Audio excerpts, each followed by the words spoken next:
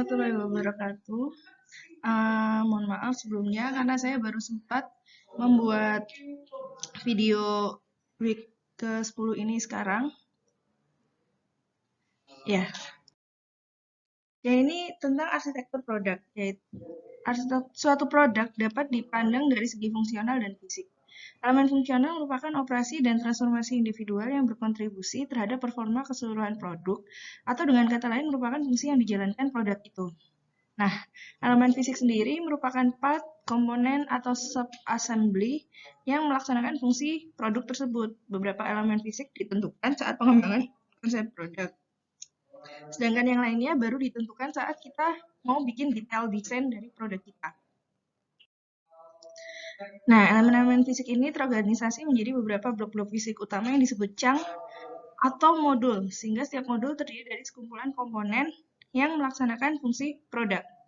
Nah, arsitektur produk ini merupakan skema di mana elemen fungsional produk disusun ke dalam physical chunk atau modul dan di mana komponen tersebut berinteraksi.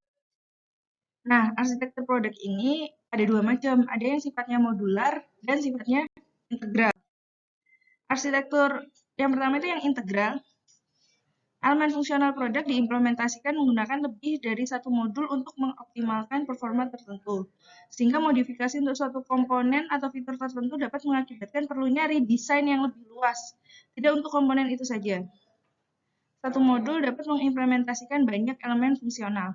Interaksi antar modulnya tidak jelas, mungkin terkait dengan fungsi utama produk, dan sering digunakan dalam produk dengan kinerja yang tinggi. Nah, contoh arsitektur integral itu intinya kayak dia nggak bisa dibongkar pasang gitu loh, kayak misalnya tatakan HP. Tatakan HP itu kan dia cuma satu, ya udah cuma satu ini aja kan. Kayak awalnya mungkin dari kayu atau dari plastik, terus habis itu dipotong sesuai ukuran, terus ada bolongan buat naruh HP-nya, terus ya udah selesai gitu aja. Nah, itu contoh arsitektur integral. Kalau misalnya si bolongannya ini ada patah atau ada apa, maka yang perlu dibenerin tuh satu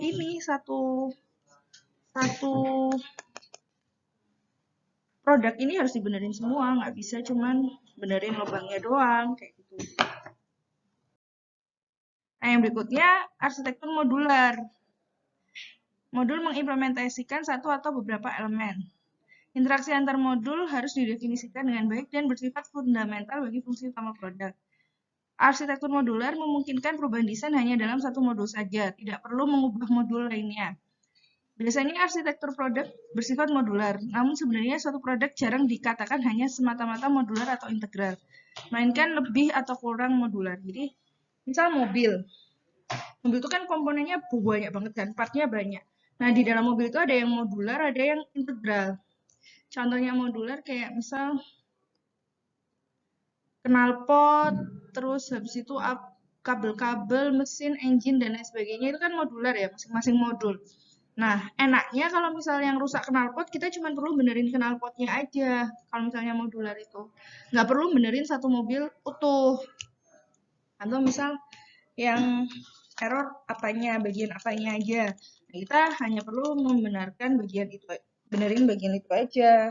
Nggak perlu satu mobil utuh. Nah, tipe arsitektur modular ada 3. Yang pertama, slot modular. Tiap interface antar modul berbeda, sehingga modul yang berlainan tidak dapat dipertukarkan. Yang kedua, bus modular. Terdapat common bus tempat modul terhubung dengan interface yang sama. Yang ketiga adalah sectional modular. Semua interface memiliki tipe yang sama, namun tidak ada satupun yang dapat saling bergantian, karena masing-masing modul tidak dihubungkan oleh sebuah elemen yang seragam.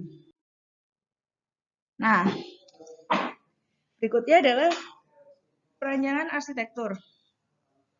Hasil akhir dari perancangan arsitektur ialah perkiraan layout geometrik produk, deskripsi modul-modul utama, dan dokumentasi interaksi kunci antar modul. Langkah-langkah membuat arsitektur produk ialah sebagai berikut. Pertama, buat skema atau bagian produk. Lalu, kelompokkan elemen-elemen dari skema atau bagian tersebut. Lalu, buat layout geometrik kasar, dan identifikasi interaksi fundamental dan insidental dengan mendefinisikan interface-nya. Nah, ini Pertama kan kita bikin skema atau bagian produk. Ini typo ya, bagian produk. Jadi, misal ini kasusnya printer ya. Ini alirannya, ada aliran energi, ada aliran material, ada aliran informasi, sinyal atau data. Ini black box-nya.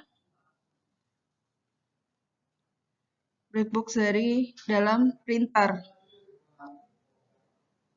Store output, store blank paper, terus nanti dia pick paper, terus position paper in the axis, position cartridge in axis, print cartridge, terus ini ada aliran informasi, control printer, display status, accept user input, communicate with host, for DC supply. Ya inilah. Lalu yang berikutnya adalah pengelompokan elemen bagian produk. Pada tahap ini, tiap elemen dari skema tersebut dikelompokkan ke dalam suatu modul. Kemungkinan pengelompokan yang diperoleh bisa banyak sekali, karena bisa saja tiap elemen dikelompokkan pada modulnya sendiri. Bisa juga diperoleh beberapa modul atau hanya satu modul utama di elemen-elemennya akan dicoba diintegrasikan secara fisik. Pada awal pengelompokan dapat diasumsikan bahwa tiap elemen merepresentasikan satu modul, baru kemudian secara berturut-turut dikelompokkan. Apakah suatu pengelompokan tersebut menguntungkan atau tidak dapat mempertimbangkan hal-hal berikut. Yang pertama, integrasi geometrik dan kepresisian, karena elemen dalam satu modul dapat berhubungan. Lalu, pembagian fungsi. Bila suatu komponen fisik dapat mengimplementasikan beberapa elemen fungsional, maka elemen fungsional tersebut lebih baik dikelompokkan bersama. Lalu, kemampuan vendor, jika memang kalian melibatkan vendor ya, atau supplier. Lalu kesamaan desain atau teknologi produksi dengan vendor kalian. Terus penempatan bila ada perubahan, lebih baik diatur agar bila ada perubahan untuk satu elemen pada modul tertentu tidak mengganggu modul lainnya. Lalu mengakomodasi variansi, ini terkait kualitas ya, perencanaan kualitas. Lalu memungkinkan standarisasi dan portabilitas interface. Nah, ini contoh dari pengelompokan elemen bagian produk printer. Ini satu modul, terus store output, store blank paper ini satu modul. Print cartridge itu satu modul sendiri. Print mechanism, terus ada user interface board. Ini yang kita cetak-cetak gitu ya. Maksudnya kita sebagai pengguna, user. Ada logic board, ada host driver software, ada power cord. Ini modul-modulnya. Jadi kalau misal tadi itu, ini susah ya di back. Jadi misal tadi itu ada kerusakan di modul store paper, store blank paper, paper mechanism, modul paper mechanism, kita hanya perlu membenerin bagian itu aja. Kita nggak perlu ngotak-ngatik cartridge, kita nggak perlu ngotak-ngatik power cord, kita nggak perlu ngotak-ngatik driver. Begitu juga ketika ada kerusakan di bagian driver, kita nggak perlu ngotak-ngatik si printernya, cukup kita fokus ke drivernya aja. Itu enaknya kalau kita pakai arsitektur produk yang modular. Kayak gitu. Layout geometrik dapat dibuat dalam 2 atau 3 dimensi menggunakan sketsa tangan, software, atau model fisik. Hal ini dilakukan untuk mengetahui apakah interface geometrik antar modul memungkinkan untuk bekerja atau tidak serta secara dimensional memungkinkan atau tidak. Ini semacam bikin prototipe ya. Lalu interaksi fundamental dan insidental. Dikarenakan modul-modul biasanya dikerjakan oleh orang atau kelompok yang berbeda, maka diperlukan koordinasi yang baik. Untuk itu, tim perlu mengidentifikasi interaksi antar modul selama tahap sistem level design. Jadi interaksi modul itu dibagi dua, ada yang fundamental, ada yang insidental. Interaksi fundamental berdasarkan garis pada skema yang menyambungkan satu modul dengan modul lain.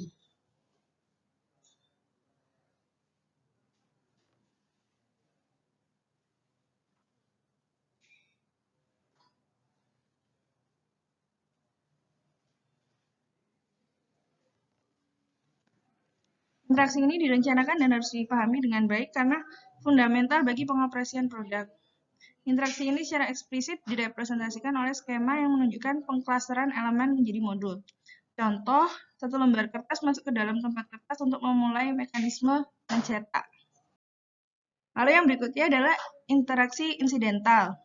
Interaksi ini timbul karena implementasi fisik tertentu dari elemen fungsional atau karena susunan geometrik dari modul-modul. Interaksi ini dapat digambarkan menggunakan grafik interaksi bila jumlah modul kurang dari 10. Bila jumlahnya banyak dapat digunakan menggunakan matriks interaksi. Contoh, getaran yang ditimbulkan gerakan dari tempat kertas dapat mengganggu ketepatan lokasi kartrid printer di sumbu X.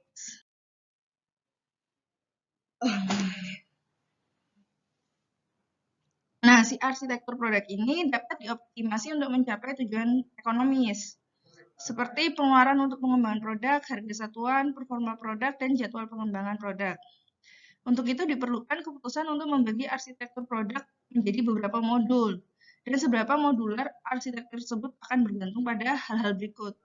Dari variasi produk, perubahan produk, standarisasi komponen, performasi produk, manufacturability, dan manajemen pengembangan produk. Gitu. Dan akan sangat berhubungan dengan keputusan dalam strategi marketing, kemampuan manufaktur, dan manajemen pengembangan produknya. Karena balik lagi ya, kita mengembangkan produk kan niatnya untuk dijual ya. Bukan untuk buat disimpan usahanya sendiri. Ya buat apa? Kita kan bikin produk baru, mengembangkan produk ya agar lebih bisa memuaskan konsumen, agar lebih bisa menjawab kebutuhan konsumen. Udah sekian sih, udah selesai materinya, nggak banyak. Apabila ada pertanyaan, silakan ditanyakan pada kelas. Tuh. Oh ya, sebagai catatan, harap benar-benar ditonton dan diperhatikan ya materinya. Karena bisa jadi saya mengadakan kuis dadakan sewaktu-waktu. Kayak gitu. Harap diperhatikan ya. Oke, terima kasih. Mohon maaf untuk kekurangan, keterlambatan, dan lain sebagainya. Tetap jaga kesehatan, jaga semangat. Assalamualaikum warahmatullahi wabarakatuh.